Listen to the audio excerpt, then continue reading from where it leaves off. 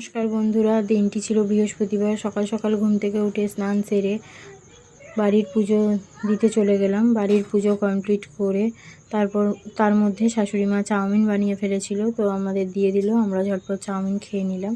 খেয়ে দিয়ে আমরা রেডি হতে গেলাম।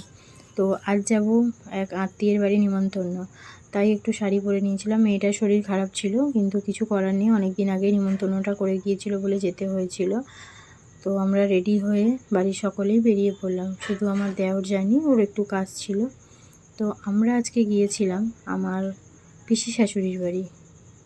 আমার বিয়ের আগেই কিন্তু পিসি মারা গিয়েছে, কিন্তু পিসেমশাইয়ের সঙ্গে আমাদের সম্পর্কটা ভালো, তাই এখনও আমরা যাতায়াত করি। আমাদের কোনো রকম অনুষ্ঠান হলে পিসেমশাই আসে, ও পিসেমশাইয়ের কোনো রকম অনুষ্ঠান হলে আমরা যাই।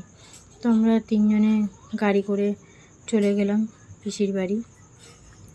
তো সেখানে গিয়ে শুনি সেখানে নাকি জোয়ারের জল উঠছে, 12টা বাজলেই জোয়ারের জলে তাদের বাড়িতে জল ঢুকে যায়। তো এই পিসির বাড়ি গেলে একটা কাঠের পোল পেরোতে হয়, সেই পোলটা এখন দেখছি লোহার পাতের করে দিয়েছে। তো আমরা গেলাম, অনেকটা উঁচু ঢিপির ওখান দিয়ে তারা যাতায়াত করে। তো গিয়ে দেখি মাঝ রাস্তায় জল। তো আমার শ্বশুরমশাই আমার মেয়েকে কোলে নিয়ে নিল। তারপর সেখানে গিয়ে বেশিক্ষণ আমরা বসিনি, বাড়ির সকলের সঙ্গে কথা বলে নিয়েছিলাম। তো গিয়ে দেখি এটা হচ্ছে পিসির ঠাকুরঘর, তারামার মন্দির।